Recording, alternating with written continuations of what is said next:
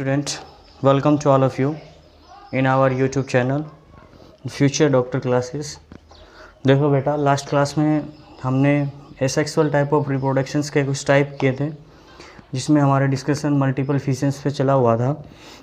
उसके अंदर हमने बताया कि मल्टीपल फिजन में एक ऑर्गेनिज्म से होता है, एक single cell organisms will divided into number of nucleus and each nucleus will form a complete organism. मतलब कि एक ऑर्गेनिज्म है, उसका जो न्यूक्लियस है वो रिपीटेड डिवीजन के अंदर चला जाता है और हर एक न्यूक्लियस एक नए ऑर्गेनिजम्स के प्रोडक्शन करता है, एक नया ऑर्गेनिज्म बनाता है। ये बात हम कर रहे थे लास्ट वीडियो के अंदर। अब हम आगे स्टार्ट करते हैं जो एसेक्सुअल टाइप ऑफ रिप्रोडक्शंस का टाइप है, जो क्या उसे बोला जाता है, बर्डिंग। तो आज हम स्टार्ट करने वाले हैं बर्डिंग से। देखो बच्चा, बर्डिंग होता क्या है। बर्डिंग, जैसा कि हम बात कर रहे हैं, लास्ट वीडियो में भी हमने पढ़ा कि ये सेक्सुअल टाइप ऑफ रिप्रोडक्शंस के टाइप्स चले हुए हैं, ठीक है। तो मेथड्स हैं वो बर्डिंग में क्या होता है। Budding it is a type of asexual reproduction जिसके अंदर जो ऑर्गेनिज्म रहेगा उस ऑर्गेनिज्म के बॉडी सरफेस पे या बॉडी के इनर साइड एक बर्ड अराइज होता है, और वो बर्ड जब तक मैच्योर नहीं हो जाता तब तक उस बॉडी से अटैच होता है, एंड जैसे ही वो मैच्योर होगा मेन बॉडी से डिटैच हो जाएगा और एक नए ऑर्गेनिज्म का प्रोडक्शन कर देगा, एक नए जीव की फॉर्मेशन करता है। तो ये ऐसा कुछ हमें देखने को मिलेगा बर्डिंग के अंदर। तो बर्डिंग की अगर हम डेफिनेशन लिखें तो वो डेफिनेशन कुछ इस प्रकार से रहेगी। It is A type of asexual reproduction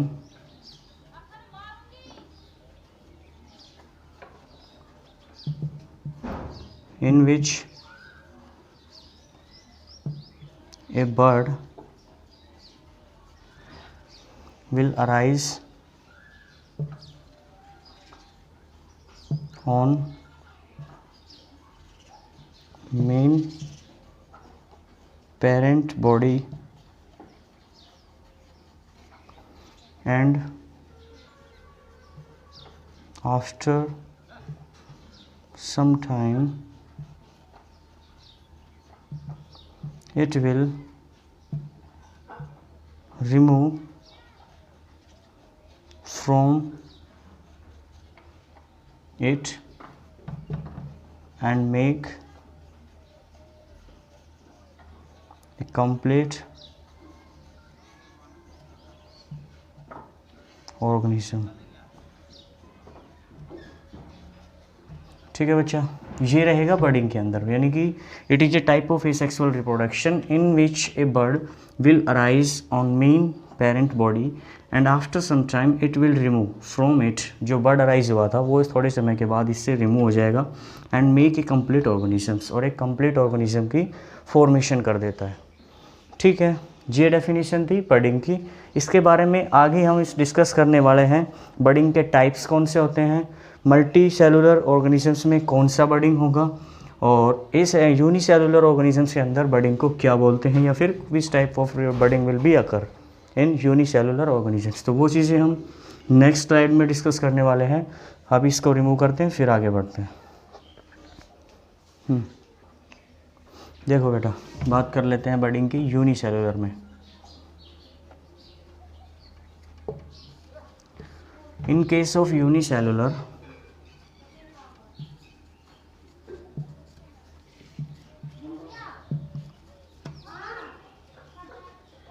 in case of unicellular budding is called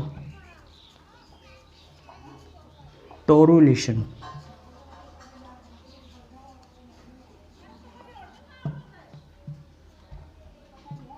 ठीक है, बर्डिंग के केस में यूनिसेलुलर के केस में बर्डिंग को टोरुलेशन बोला जाता है। और टोरुलेशन किस केस में अपने को देखने को मिलता है, तो ये हम लिखेंगे यीस्ट के केस में। ठीक है, यीस्ट जो ऑर्गेनिज्म यूनिसेलुलर ऑर्गेनिजम्स होता है उसके अंदर हमें बडिंग यानी कि टोरुलेशन देखने को मिलेगा। ठीक है, ये बात थी यूनिसेलुलर ऑर्गेनिजम्स के केस में कि बडिंग किस टाइप का होता है और बडिंग को क्या बोला जाता है। अब हम बात करने वाले हैं budding in case of multi cellular organisms, उसमें कौन कौन से टाइप का बडिंग आकर होगा। ठीक है, चलो अभी आगे बढ़ते हैं, इसको रिमूव कर लेते हैं एक बार। देखो बच्चा, अब बात कर लेते हैं मल्टी सेलुलर ऑर्गेनिजम्स के केस में। तो मल्टी सेलुलर के केस में it have two types,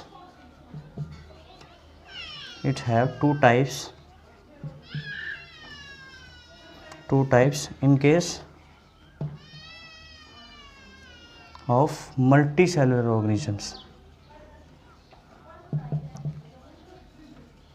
In case of multicellular organisms, ठीक है। मल्टी सेलुलर के केस में बडिंग के 2 टाइप्स हैं। फर्स्ट टाइप जो है बडिंग का, वो अपने को मिलता है एक्सटर्नल बडिंग,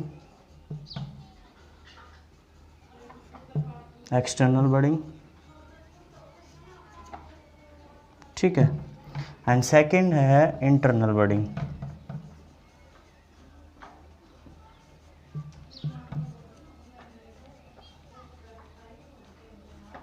इंटरनल बडिंग, तो एक्सटर्नल बडिंग का दूसरा नाम क्या है? एक्सटर्नल बडिंग को बोला जाता है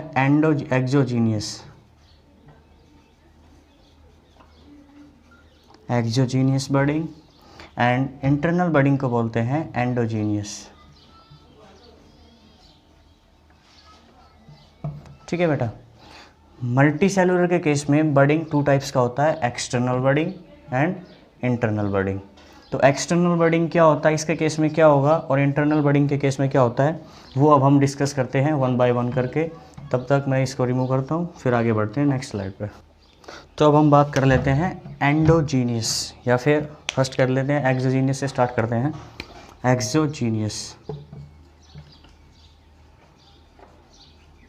एक्सोजीनियस जो बडिंग है उसमें क्या होता है, it is a type of budding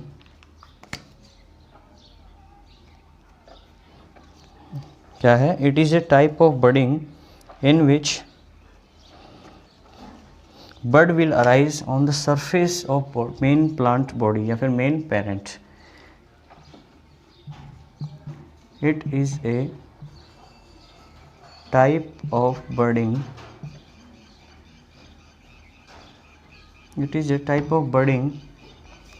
in which a bird will arise on the surface of parent body.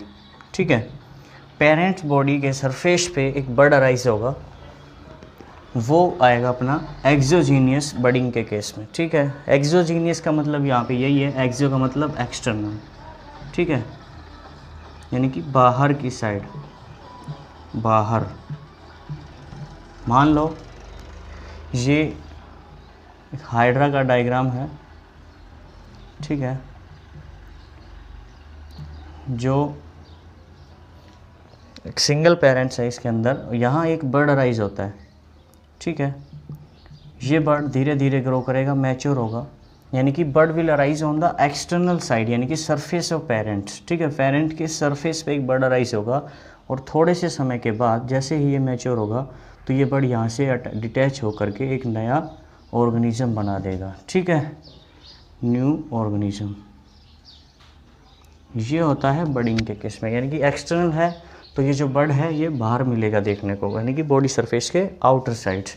Okay, तो इसका एग्जांपल अगर आप लिखना चाहो तो एग्जांपल इसका होगा हाइड्रा के केस में।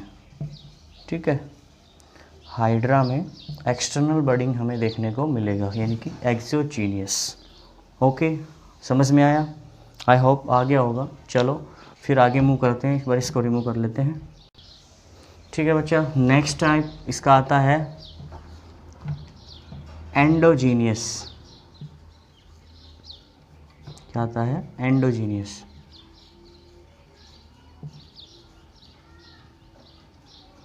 एंडोजीनियस यानी कि दूसरा नाम इसका है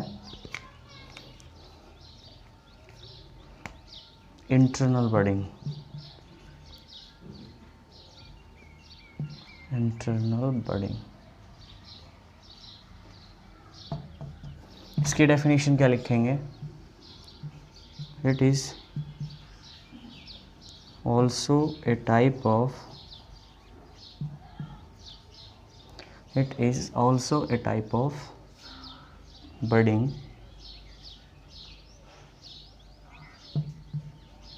in which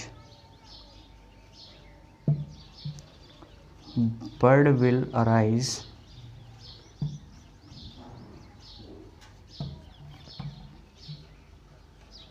inside the parent body.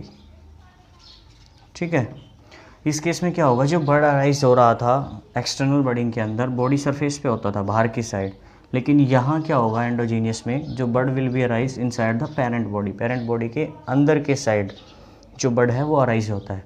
इसका एग्जाम्पल आप लिखो यहाँ पे, स्पॉन्जिला के अंदर, किसमें, स्पॉन्जिला के केस में देखने को मिलता है इंटरनल बडिंग यानी कि एंडोजीनियस बडिंग। स्पॉन्जिला को फ्रेश वाटर स्पंज कहा जाता है, फ्रेश वाटर स्पंज। ठीक है बच्चा, क्योंकि मोस्ट ऑफ केस के अंदर जो स्पंज होते हैं वो मैराइन वाटर में ग्रो करते हैं, लेकिन ये जो स्पॉन्जिला है ये कहाँ मिलता है, फ्रेश वाटर के अंदर, इसीलिए इसको क्या बोला जाता है, फ्रेश वाटर स्पंज। ठीक है बच्चा, ये था अपना बडिंग से रिलेटेड जो पॉइंट्स थे, जो टॉपिक्स थे वो हमने कवर कर लिए हैं। अब इसका जो नेक्स्ट टाइप आएगा इस सेक्सुअल रिप्रोडक्शन का, उसको हम डिस्कस करने वाले हैं, जिसका नाम है रीजनरेशन। ठीक है, तो वो रीजनरेशन मैं नेक्स्ट स्लाइड में आपको डिस्क्राइब करता हूँ, समझाता हूँ, तब तक आप इस चीज़ को देखिए। ठीक है, चलो बच्चा अब बात कर लेते हैं नेक्स्ट टाइप की, जो मैंने लिखा था रीजनरेशन।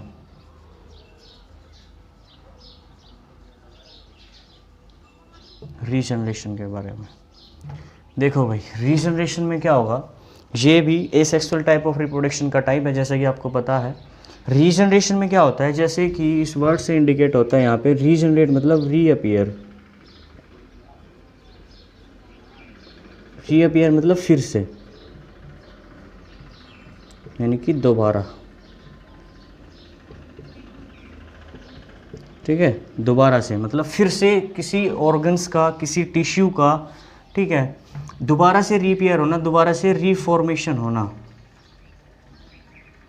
रीफॉर्मेशन, रीफॉर्मेशन होना किसी ऑर्गन्स का, टिश्यू का, क्या कहलाता है, रीजनरेशन कहलाता है, जो ए सेक्सुअल टाइप ऑफ रिप्रोडक्शन का टाइप है। ये जो रीजनरेशन है ये हमें किसके अंदर देखने को मिलता है, ठीक है, और इसकी डेफिनेशन हमें कैसे लिखनी है वो मैं अभी आपको लिखवाता हूँ। एक बार इसको थोड़ा सा यहाँ पे रिमूव कर लेता हूँ, थोड़ा सा, फिर आगे लिखते हैं। ठीक है, अभी लिख लेते हैं रीजनरेशन की डेफिनेशन। तो लिखो, it is a type of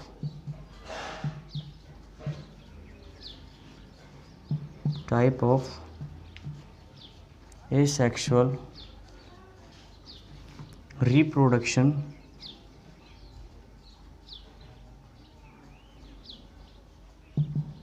in which lost or damaged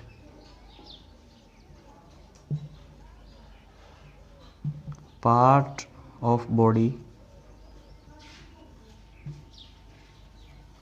will reform is called regeneration।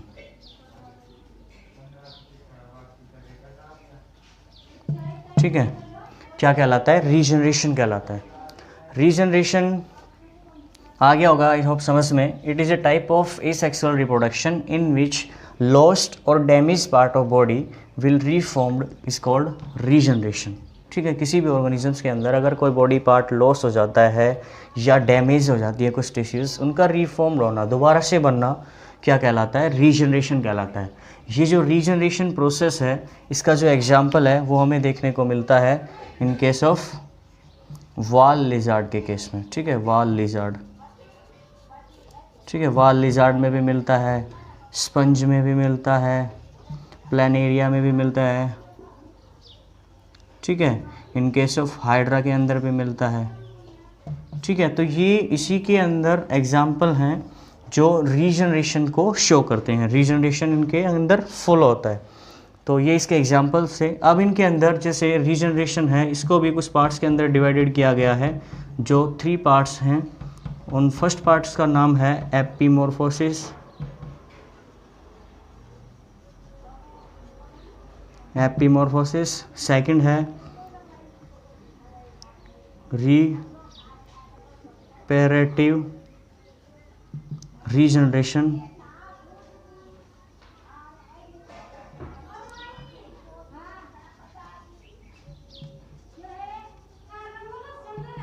Regeneration. ठीक है, रिपेरेटिव रीजनरेशन। एंड लास्ट है इसका वो है रिस्टोरेटिव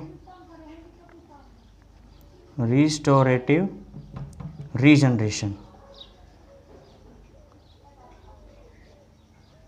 ठीक है बच्चा, ये इसके 3 टाइप्स हैं, यानी कि रीजनरेशन को भी 3 पार्ट्स के अंदर डिवाइड किया गया है।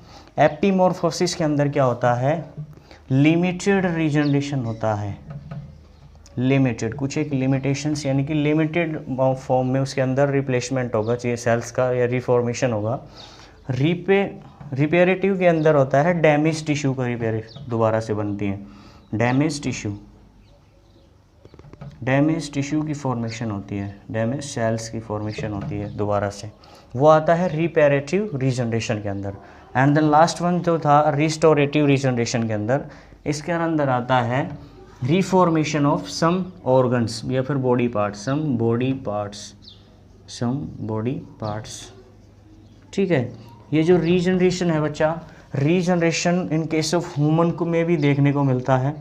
ठीक है, लेकिन वो डैमेज टिश्यू का या फिर ये कहें लिमिटेड रीजनरेशन होता है। जैसे जो अपना प्लेनेरिया होता है, प्लेनेरिया के अंदर भी रीजनरेशन होती है, यानी कि जो इसकी मेन बॉडी होती है, ठीक है, उसके अंदर इसका ये हेड अगर रीजन हटा दिया जाए, एपिमॉर्फोसिस जो शो करता है ये, तो इसका हेड को रिमूव करने के बाद इसका हेड फिर से रीअपियर होना स्टार्ट हो जाता है, दोबारा से बनने लग जाता है। तो ये क्या है, लिमिटेड ग्रोथ है, यानी कि लिमिटेड रीजनरेशन है। Damage tissue in case of human के बात करें तो जो लीवर के अंदर इन्फेक्शन हो जाता है, लीवर के अंदर जो इन्फेक्शन हो जाता है उसमें जो सेल्स डैमेज हो जाती हैं उनकी रिफॉर्मेशन होती है, दोबारा से बनता है, तो वो आता है इन केस ऑफ रिपेरेटिव रीजनरेशन के अंदर। बात करें रिस्टोरेटिव रीजनरेशन की बेटा, तो रिस्टोरेटिव रीजनरेशन यानी कि बॉडी पार्ट्स को रिमूव होना, यानी कि उसका फिर से बनना बॉडी पार्ट्स का, तो वो आपको देखने में मिलेगा वॉल लिजार्ड के केस में। ठीक है, वो आपको वॉल लिजार्ड के केस में आसानी से देखने को मिल जाएगा, क्योंकि अपनी डेली रूटीन में देखने को मिलती है वॉल लिजार्ड। जैसा कि आप लोगों को पता भी है कि लिजार्ड्स जो होती है, जो छिपकलियाँ होती हैं, वो अंडर प्रेशर या फिर क्रिटिकल कंडीशन के टाइम पे अपनी टेल रीजन को रिमूव कर देती हैं, और जैसे जैसे टाइम बीतता है वो दोबारा से टेल की फॉर्मेशन कर लेते हैं। क्या कर लेते हैं, टेल को रिफॉर्म्ड कर लेते हैं, दोबारा से टेल फॉर्मेशन हो जाती है। तो ये रिलेटेड था बच्चा रीजनरेशन से संबंधित जितने भी पॉइंट्स थे, जो इन्फॉर्मेशंस थी हमारे लिए, मैंने वो सारी चीज़ें यहाँ पे डिस्क्राइब कर दी हैं। एक बार आप इसको देख लें और फिर हम आगे बढ़ते हैं। जो इसका पॉइंट नेक्स्ट जो पॉइंट है वो है फ्रेगमेंटेशन। तो फ्रेगमेंटेशन में क्या होने वाला है वो चीज़ें हम डिस्कस करेंगे इसके बाद। अभी इसको साफ़ करते हैं फिर आगे बढ़ते हैं। आ जाओ बेटा, अब बात कर लेते हैं फ्रेगमेंटेशन की।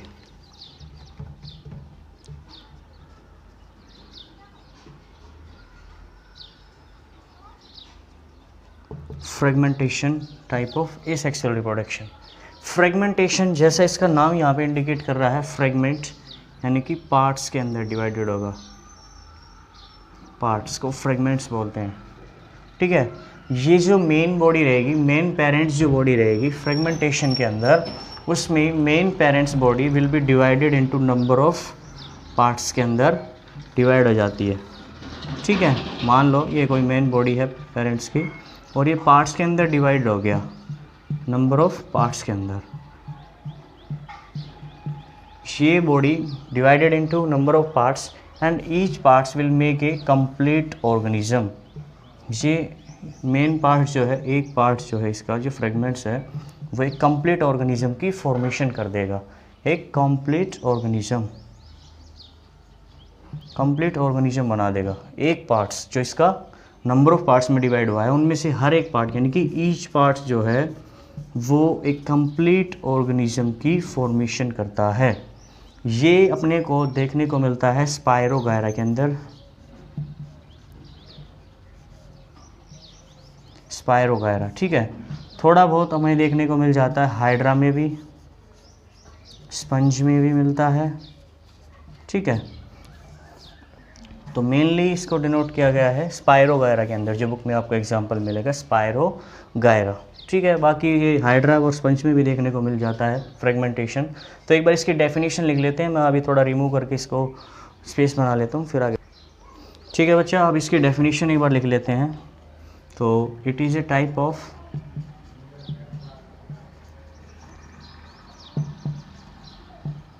asexual reproduction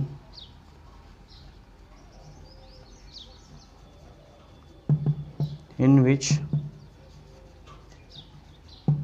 parent body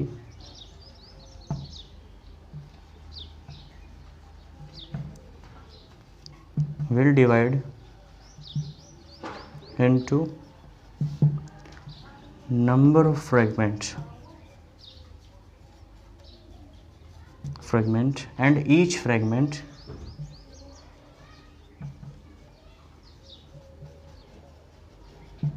will form a complete organism, ठीक है। एग्जाम्पल मैंने अभी पहले भी लिख दिया था, एक बार फिर से लिख देता हूँ। इसका एग्जाम्पल आएगा स्पायरोगायरा, स्पायरोगायरा, ठीक है। थोड़ा बहुत देखने को मिल जाता है हाइड्रा में, स्पंज में, ठीक है। तो ये था फ्रेगमेंटेशन, ठीक है बेटा। फ्रेगमेंटेशन क्या है? It is a type of asexual reproduction. इसके अंदर जो मेन पेरेंट बॉडी रहेगी, उसकी बॉडी नंबर ऑफ फ्रेगमेंट्स में डिवाइड होगी और ईच फ्रेगमेंट्स क्या करेगा, कंप्लीट ऑर्गेनिजम्स की फॉर्मेशन कर देगा, ठीक है बेटा।